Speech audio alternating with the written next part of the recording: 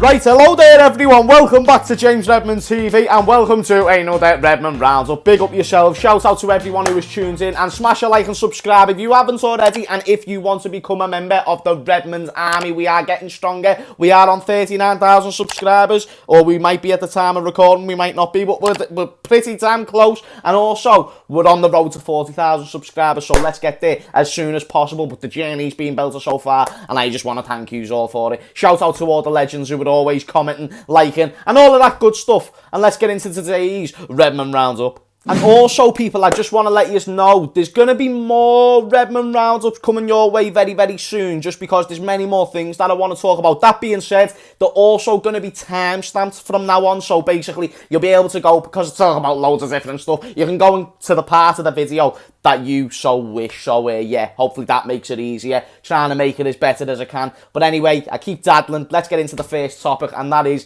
the Leeds game that we have got coming up on Monday. I was about to say Sunday there, but it's actually Monday, 8 o'clock kickoff.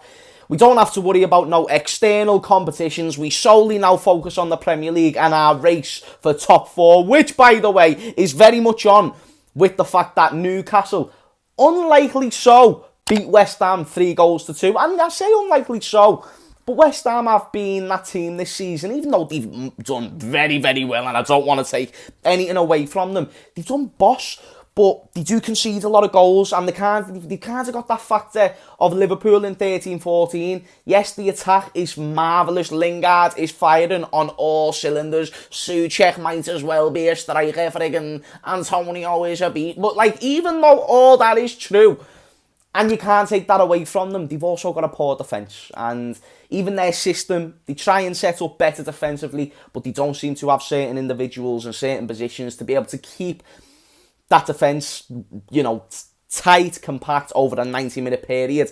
And with them losing this game, has opened everything for the top four race. I think, yeah, let me get the league table. It should be here. There we go. So West Ham are currently 4th on 55 points. Chelsea are 5th on 54 points. And we're 6th on 52. So we're 2 points behind Chelsea, 3 points behind West Ham, but a game in hand on West Ham. And then we're 4 points behind Leicester.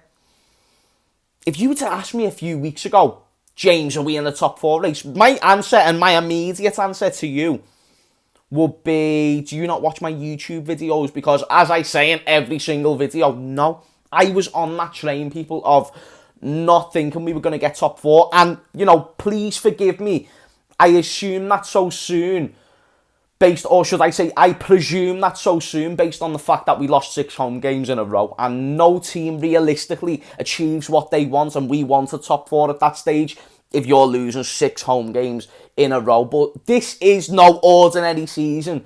And if you actually look at Chelsea's fixtures, Leicester's fixtures, West Ham's fixtures, their remaining games are more difficult than ours. I'll probably say this Leeds game is Liverpool's hardest fixture for the rest of the season, by Manchester United.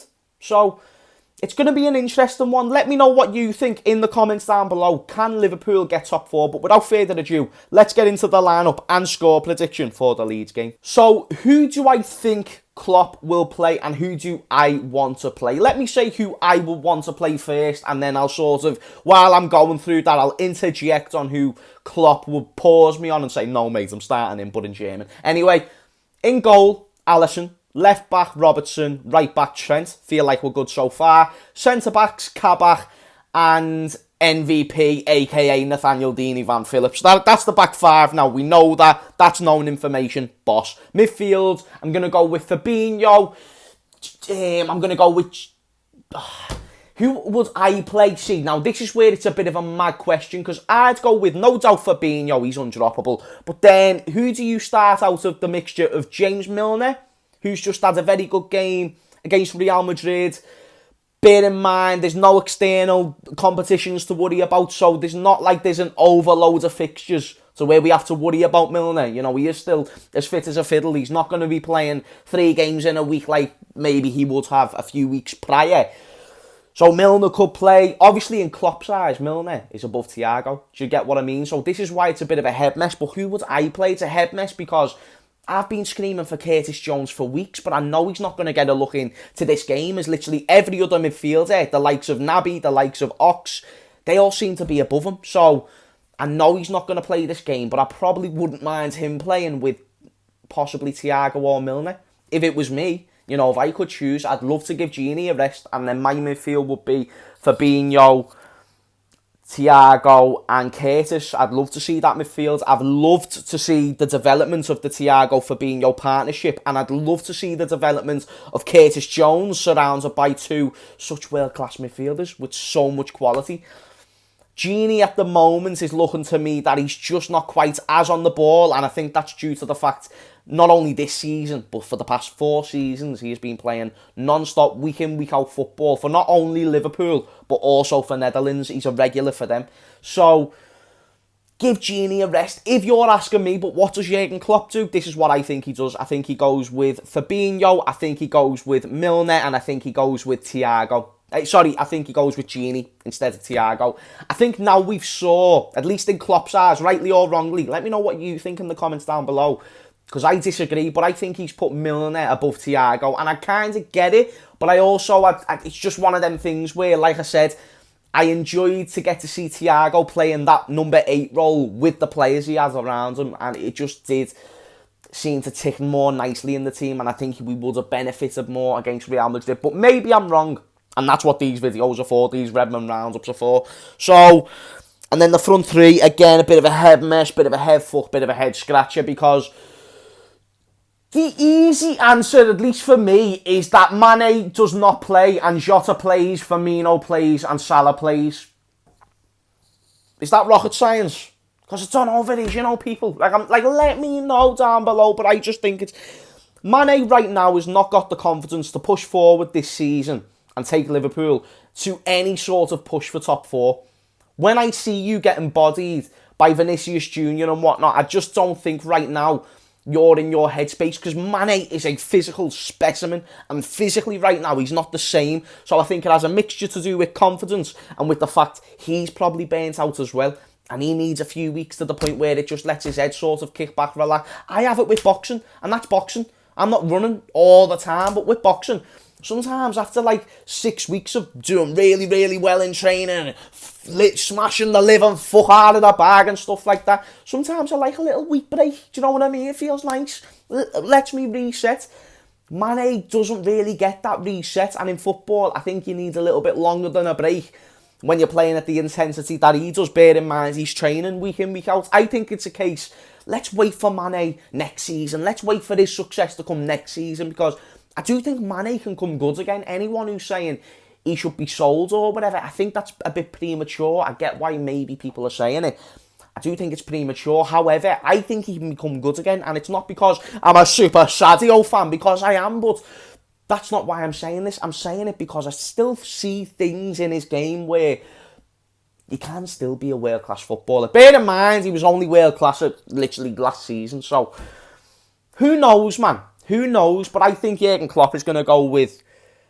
It really wouldn't surprise me if he went with the same front three in Mane, Firmino and Salah. Not what I would go with, but I think he could go with that. But hopefully he sees what the fans see, because that's what he needs to see if we want any hope of staying in this top 4 race. But let me know who you would start in the comments down below. Right now, let's jump into a little bit of news on the Redmond Roundup. As you all know, this is a segment we like to do, but I thought I'd start off with the preview. No breaking news or anything like that, just a few little things. Jurgen Klopp comes out on Josephine Gomez and an update on Joe Gomez, basically saying he's, coming back from injury is going well, and, he's getting fitter and fitter. He started to run, which is boss, it's good. It's a good thing to hear that he started to run. Also, he's doing, like, similar training to what Van Dijk's been doing, Henderson's been doing, not with the first team playing proper football, but the basic stuff in the gym, lifting weights and messing about with a few things. So that's good news, but it's still unlikely he's going to come back into the team this season. So we'll see how that pans out. And the news that I actually wanted to talk about, as well as a sort of topic about Joe Gomez, Liverpool now don't seem like they're going to be going in for Konate. And if they do, they haven't made any contact with him as of yet.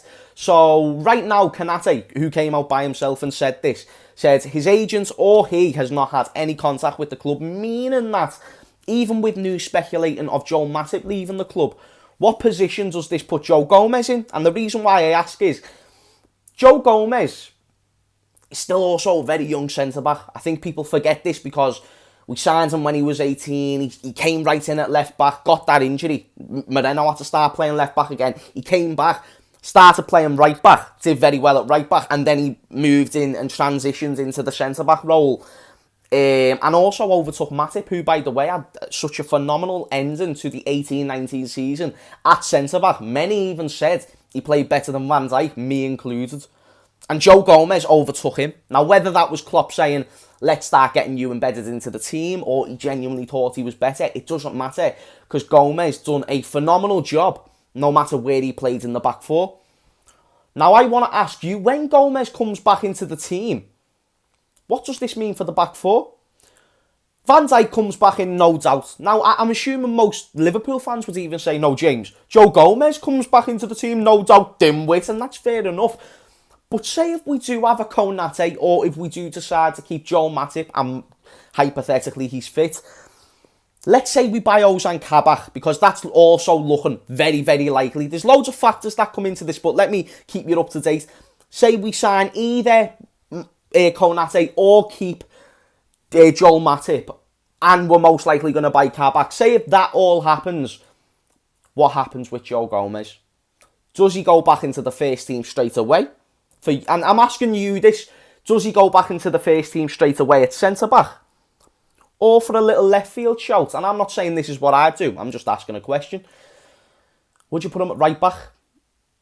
If Trent was, still in poor form and still being quite neglectful in games. And I'm saying this is Trent's in great form at the moment, but we know all season it's been below par. Even with circumstances, Trent has not been as good. So why not put him back there?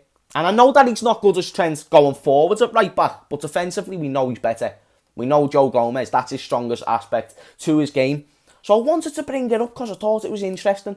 And I feel like the obvious answer is we're going to put Joe Gomez centre-back. But as we know, especially this season, it's the most unpredictable season that we're probably going to go with in terms of things that can happen. And the same will probably go for next season, the season after. It doesn't surprise me if we change the system. It wouldn't surprise me if we saw a little position change from Joe Gomez. But what I would do, get Gomez back at centre-back, leave Trent on the right, get Henderson back in the midfield, and just go with what was working. Change the front three. That's the area of the pitch I feel like we need to change. If you want to get a playmaker in the midfield, get a playmaker in the midfield. But a good defence is a good defence. And them four were phenomenal. And them four being Robbo, Trent, Matip, or Gomez, and Van Dijk. So I want to see that one again. And I want to see Joe Gomez back into that back four. But let me know what you think in the comments down below. And people, this has been your Redmond Roundup. Hopefully you enjoyed. Hopefully you're enjoying the fact that I'm looking on bringing a few more out. And also, let me know what you think about this. So Jake Paul and Ben Askren, for example, they're fighting tonight. Now, I'm done talking about football, so if you want to click off the video, this is all irrelevant. But Jake Paul and Ben Askren are fighting tonight, and it's a conversation that I talk about a lot with friends and stuff like that, and I love UFC. If you watch my streams, you'll know I enter the conversations about UFC sometimes. Sometimes I enter the conversations about wrestling, WWE. Sometimes I enter conversations about boxing. I talk about loads of shit, so I was just wondering, would you want me to talk about these things on the Redmond Roundups?